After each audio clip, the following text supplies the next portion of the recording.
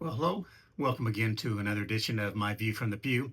I'm Rodney Blockett, and as always, I'm grateful of you stopping by to check out the video today. So, if you've not subscribed yet, would love for you to be a subscriber. I'm hoping to post content more regularly than I have been. It's been kind of crazy busy for me lately, but if you could be a subscriber, that would be awesome. And also just like the video. That's one way we can kind of start to grow the channel. And I've got some interesting ideas on some things that I'd like to do with my view from the pew, as well as some other things to add to our YouTube channel here. So would love for you to be a part of that. So if you're a subscriber, you can at least know when I'm posting new content out there. So channel's continuing to grow. We're closing in on 1,500 subscribers, which I think is pretty good. So anything that you can do to help, I would greatly appreciate that. So today's video will be not a somber topic, I guess, but just kind of one that's been on my mind a lot recently for some reason. And so I thought it's something we could share with today, and hopefully you'll gain something from it, or take a nugget of wisdom, and hopefully it helps you out through the rest of the day.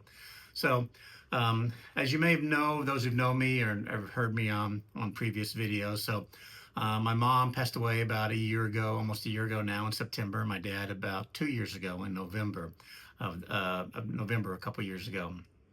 So kind of unexpected with my dad. Had had a stroke a few years before that, but then he'd kind of started to go downhill a little bit from that. And anyway, through a series of things that we didn't know about, ended up finding out that he had prostate cancer that had gone for years undetected, and then kind of gone into his bones. And about the time we kind of figured all that out, it was kind of too late at that point in time. So, so went up there, was trying to see what we could do as the next steps. With that, was really too weak to do much once we kind of figured out what was going on. So we ended up going on hospice, and then he was about 10 days later he passed away. But it was kind of interesting when I first told him, hey, here's what's going on with you.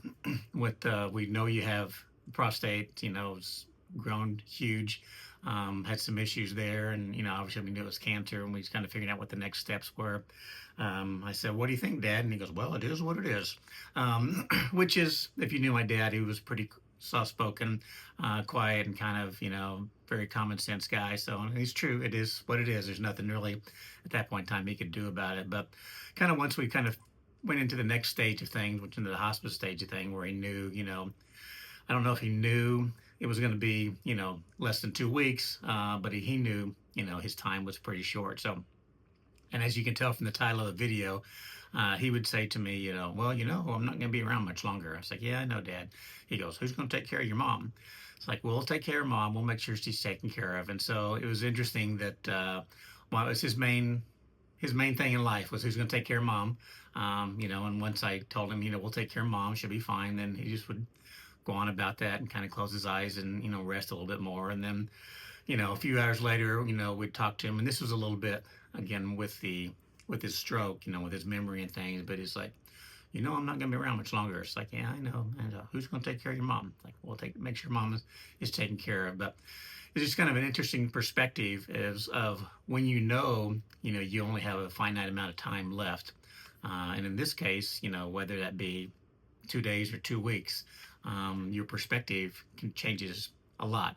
I did a video a few weeks back for my friend Tim Lowry, who has ALS, and Tim knows that his window of time is continuing to close, and he's been able to fight it for a while, for several years, 6 or 7 years, or maybe even more now. But he knows that the time is drawing near, and he even mentioned one of the videos I did. Him and Emily, his wife, who have a great relationship, and we're kind of kidding around a little bit, and I think they were kind of fussing. She was fussing at him a little bit, and he just kind of smiled, said, enjoy me while I'm still here," and really kind of that whole perspective of, we're only here for a certain amount of time. How are we interacting with each other during that time? And it seems like over this past year, really, and maybe this is kind of why I'm thinking of it. One of my really good friends from Joplin passed away unexpectedly. Just had a heart attack fell over dead one day about almost a year in May, almost in this month, a year ago. And I've had other people who I've had a chance to talk to. My friend Alan, my friend Chip, who I'm talking to them one day, the next day they're gone. And do you get a chance to say the things that you want to say? And when you have that time, and we all only have a certain amount of time left on the earth, and we don't know. Again, we don't know if that's going to be 20 minutes or 20 years. But what are we doing with that time that we do have left? And so, always got me thinking of I did this with my wife's father. I did it with my mom and my dad both, of kind of writing the obituaries for them.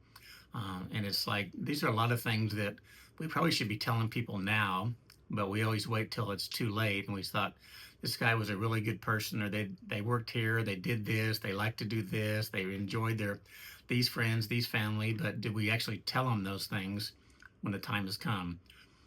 One thing that I wrote in my book, Rocket Science Made Easy, was about when we moved here to Texas in 2009. One of the interesting things that my daughter Claire found a really good group of friends. In fact, there's 4 or 5 of these girls who are friends to this day, super tight. But when we first moved here, every time they would leave one another, they go, "Love you," they love you, which I thought, at first I thought, well, it's kind of weird that they're always saying that, but they just kind of got to be, no matter what the situation where they were at, that was their final send off, was "love you." And it's kind of interesting of, if something were to happen, God forbid, to any of those girls, the last thing that typically I think any of their friends would say to them was "love you," if they loved them. So, you know, I would say write your obituary and send it to the person and give it to the person and say it to the person today. Don't wait till they're gone until you have to write something out that you wish you would have said. And that, again, we all have a finite amount of time on the earth. How are we spending that as far as telling the ones we love, that we love them, and what they mean to them, and or what that person that maybe helped you out in school or in work or just in life in general, because you just never know, what the situation is going to be, and how things are going to turn. So, if nothing else from today, take a little wisdom from my dad. Of his was, "Hey, Rodney, as you know, not going to be here much longer. I know, Dad, who's going to take care of your mom." So take those words of wisdom today and figure out who's going to take care of who, and make sure you let them know. Hope you enjoyed today's video. Hopefully that was some encouragement to you. Have a good day. That's my view from the pew.